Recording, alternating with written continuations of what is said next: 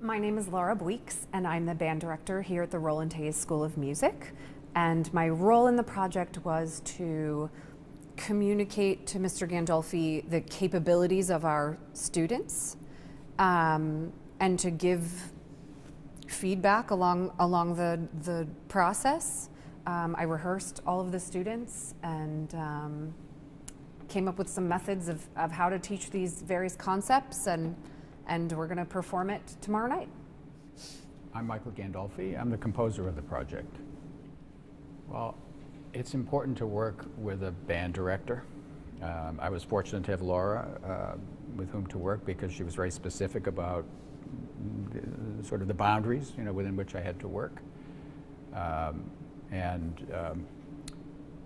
It also helped as well thinking aesthetically about what kind of piece I might embark upon. Of course, there are many options there, and I'm kind of anxious to do it again and try a completely different approach, but I look at that as a good thing, and that's come about by way of Laura's feedback on the piece, parts that she thought worked well, parts that were challenging, and along the way, of course, there were some modifications made to accommodate that, but on the aesthetic level, I think that's a more difficult challenge for a composer to try to figure out what's going to work well for the students. I mean, really my role is just to write a piece, and to write, my job always, as I see it, is to write for myself as far as the aesthetics go, and then hopefully convince the players that this piece is worth playing or whatever. But I think in this instance where it's really, there's an educational component, and there are, a lot of these performers are very new to playing music, period, so one has to temper one's outlook, but one shouldn't have to sacrifice the aesthetic quality. I mean, the idea is to write a good piece, and I feel like any composer should be able to do that no matter what the parameters are. But getting back to the main topic, it's essential to have someone who's experienced in working with children and band performance, as Laura is. Well, looking back, I think one thing that I didn't take into consideration or communicate or even see in advance that this would be a challenge, the way I see it now is about classroom management. So you were creative, like you're saying, you want to create this piece aesthetically pleasing. I certainly want that. But looking back, I also have to practically create that, what your ideas are. Mm-hmm. And for the majority of this process, I was alone with the kids. Mm-hmm. And there were several different pieces. You have all of these varying ideas. And so a lot of the times I really had to focus on this small group of kids, and then all of the other ones were doing nothing.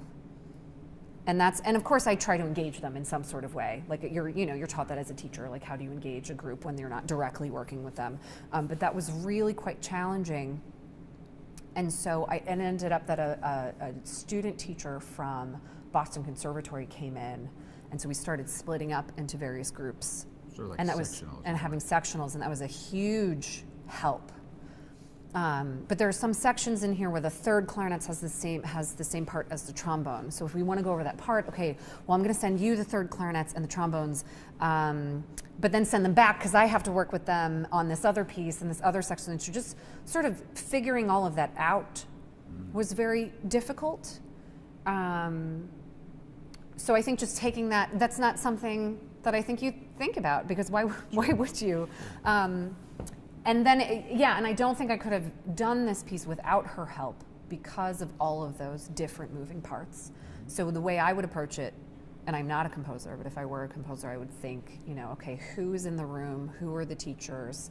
What are the kids who are not playing doing while the teacher's working on this section? And those are things I think about, sure. And that and you're not necessarily thinking about. Exactly. Yeah. I think, these processes I think are probably best served if there were multiple tries, for both of us. Mm-hmm. Because if I were to write the piece now, I would without even considering what you just said, although right. I would consider it now, Right. I would take a different approach. I mean, that's just the way life is, right? This is the first stab at it, and there would be other things that we're just talking about practical things here, not aesthetic things. But I think that's these things could be managed. It would be difficult. I think is one idea I had was to let's say a composer were asked to write a piece with a specific instrumentation that maybe is the best common denominator in terms of the piece going out and being played by other youth ensembles. And then that piece gets adapted for the on-site, for your band. So if there is certain if you don't happen to have an oboe player or something, well then that has to be adjusted if it were part of the original piece. Or things like you're saying now, if we have to consider, well, how are we going to rehearse this so that people aren't sitting there, while the flutes are practicing their difficult figure, how can we better manage this so that everybody could have something to do? That could be placed back on the composer as well. So for that instance, there would be a modified version of the piece. Because something about that's a pretty simple thing to resolve. Might just be the simple matter of writing an accompanimental or figure, or just a pedal or something that gets played during that bit so that everybody can be involved while that, so they're not just sitting there doing nothing. Like you say, it would have to be, we're learning this now because we went through the process. Right, and I didn't think about this when we started. Yeah, how important that is. And I think that's, in fact, this is how we learn. I mean, if let's say that somehow or other the piece had all that stuff taken care of, then you wouldn't have even thought about it. And then the next time around, somebody comes with a piece, and there's the booby trap. So it's good that these things come to light.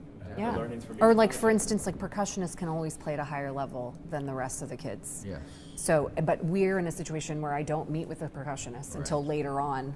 Because we have our own percussion teacher. So, but if you were to work with a teacher who has the percussion in the room, then you'd have to write a totally different percussion part, one that's really engaging, and one that's well, that's interesting. a little busier. And well, it's interesting you point that out, because I recall when we were working, we didn't have the vibraphone part, and that provides such an important.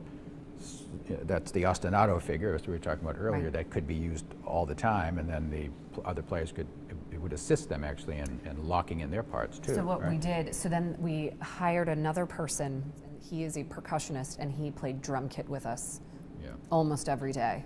Nice. Just to like keep it, and he would improvise and